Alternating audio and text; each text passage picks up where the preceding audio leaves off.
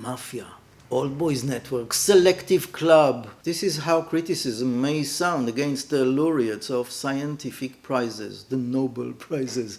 Did you know, for example, that Rainer Weiss, who won the Nobel Prize in Physics in 2000, had previously won the Einstein Prize, the Shaw Prize, and the Harvey Prize? Was he missing something, the poor fellow? This is how scientific prizes work. They tend to follow one after the other. Here's another example. Of the 23 Clark Medal winners in economics, 12 also won the Nobel Prize. In sociology, this phenomena is called the Matthew effect. Those who have it will get more, and those who do not will continue to be outsiders. Cumulative advantage theory, that is the terminology we use in sociology. So this is how it is in the world of prizes. Each prize gives the recipient a mark of excellence, and those who award prizes look for early signs of excellence or for a previous prize.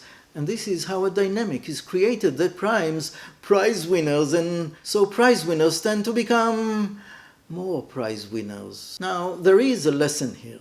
If you want some chance to be famous in science, stay close to those who have already won scientific prizes or awards. Maybe a few dollars will fall out of their pockets and you will be able to pick them up without anyone noticing.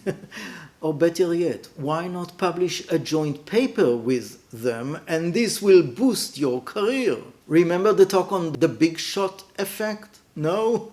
Come on, sign up for my course. Hello, I am Professor Gad Yair, and in my YouTube channel or my course Land Your Academic Career, you will learn everything you need to know about academia and science career. Here I provide you with tips, suggestions and recommendations along with general exposure to trends in higher education. My course, the link for which is down below, goes deeper and takes a more practical and much more serious approach. Join me on your journey to land an academic career. Scientific prizes award prestige to people, to ideas and disciplines. They provide financial incentives and are an arena for lavish parties and a mechanism for community building. In a paper by Brian Utsi and Weifang Ma in the Proceeding of the National Academy of Science, in this paper, the two researchers examined the growth dynamics and intertwined relationships of the world's top scientific award. The research focuses on the networks between prizes, between awards. That is, if you received the Clark Medal and also the Nobel Prize, then you linked the awards together. The study attempts to understand the dynamics of the award network, the homophilia between the awards, the similarity and the connection, and the similarities between awardees, prize winners. Their data includes information on more than 3,000 different science awards in diverse disciplines, alongside the career histories of more than 10,000 science award winners distributed around the world over 100 years. Whoa. The findings are really interesting. First, although the number of awards in science has been growing over time and around the globe, most of them are concentrated within a relatively small group of science elites. Here is a figure. Every 25 years, the number of scientific awards has roughly doubled. Currently, every year, different bodies award more than 53 important science awards. About 100 years ago, however, about 20 prizes were awarded annually. But what is interesting about the data is that the number of prizes is growing faster than the number of prize winners, meaning that the same people win a number of prizes. The findings teach that the ties between elites in science are very tight. Thus, a relatively limited number of ideas and researchers are pushing the boundaries of science. For example, 64% of the winners, the laureates, won 2 prizes, and close to 1/6 of the prize winners, the laureates, out of those 10,000 winners, to remind you, about 1/6, 1,500, have won 5 or more prizes. Overall, the data show that the tremendous expansion of the Science Award Network has greatly expanded the pie for recognizing acclaimed achievements. There are many more awards over the years. This expansion also increased the number of winning scientists, but the laureates, the absolute number, is smaller. But at the same time, science has become more layered within a small and relatively concentrated scientific elite. In addition, the scientific elite has also become transdisciplinary. That is, scientists who win multiple awards do so not just within their own discipline, but across different disciplines. You receive the Nobel Prize in economics, and at the same time in psychology. This is how you connect the domains. It should be noted that the strength of the relationship between awards within subdisciplines is higher than the strength of the relationships between disciplines. That is, you will receive both the Outstanding Book Award and the Lifetime Achievement Award within the discipline.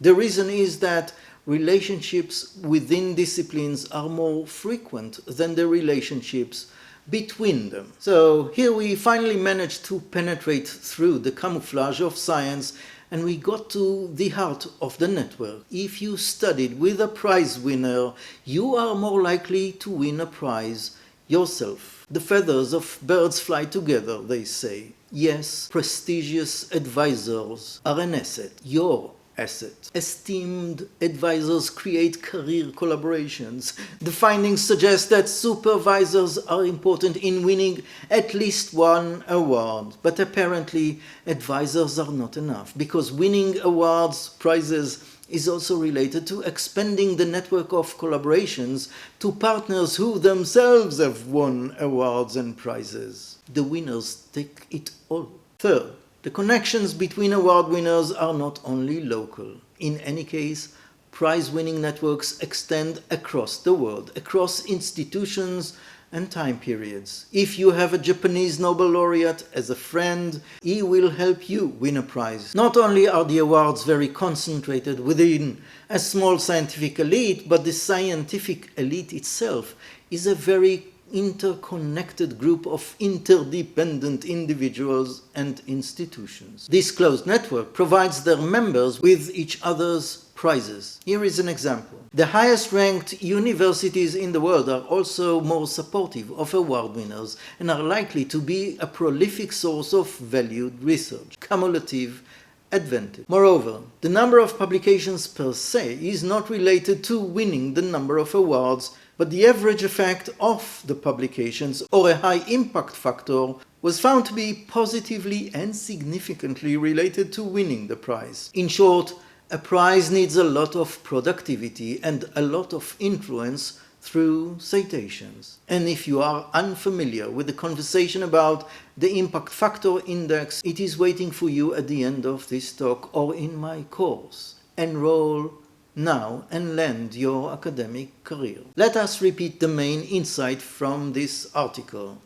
While the number of awards has increased over the years, the number of winners has not increased at a similar rate. That teaches that the scientific impact at the core of research networks is divided amongst a small, cohesive group of scientists whose concentration has increased over the years. These scientists are linked through genealogical networks of student advisor relations and through networks of shared publications. If these networks work like other social networks, then we can conclude that they provide continuous learning opportunities. They allow researchers to divide the work between them while increasing specialization of each laboratory. Collaborators can also take risks together. On the other hand, if scientific networks indeed behave like social networks, then there may be also limitations of thinking within a group,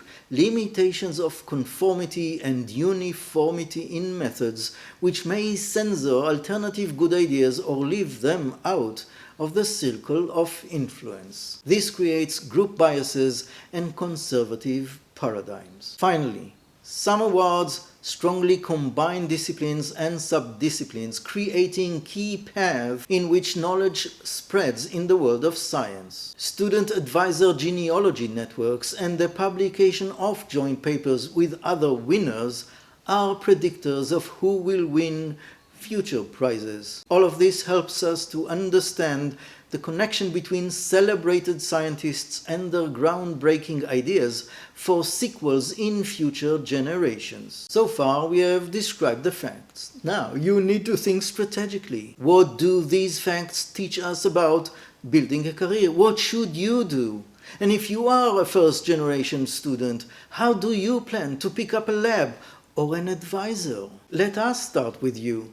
Do you want to have a chance to do great science? And do you want to do science that wins awards? So you have to work with those who have already won awards or prizes. Try getting into a lab that already has a Nobel Prize and try to publish papers in collaboration with researchers who already have won prizes. Think, who are the great scientists with whom you can connect? And at the institutional level, award-winning scientists glorify the name of the institution. Therefore, if you are a rector or a dean or a head of a department, then you must be active in guiding those who want to study abroad for a PhD or for postdoctoral training. Go for a Nobel laureate. Send your students as close to the centers of award networks as possible. I know there is something very unromantic in these insights and these recommendations. We seem to suggest that the model of the lone genius can no longer be as successful as it once was. The romantic image of the non-conformist scientist, the one who breaks a paradigm, well, we suggest that these are the exceptions. These are the scientists who managed to penetrate the centers of science across the old guard, against the paradigm. At the end of the day, the rule is simple. You must be in the network and at the center of the network.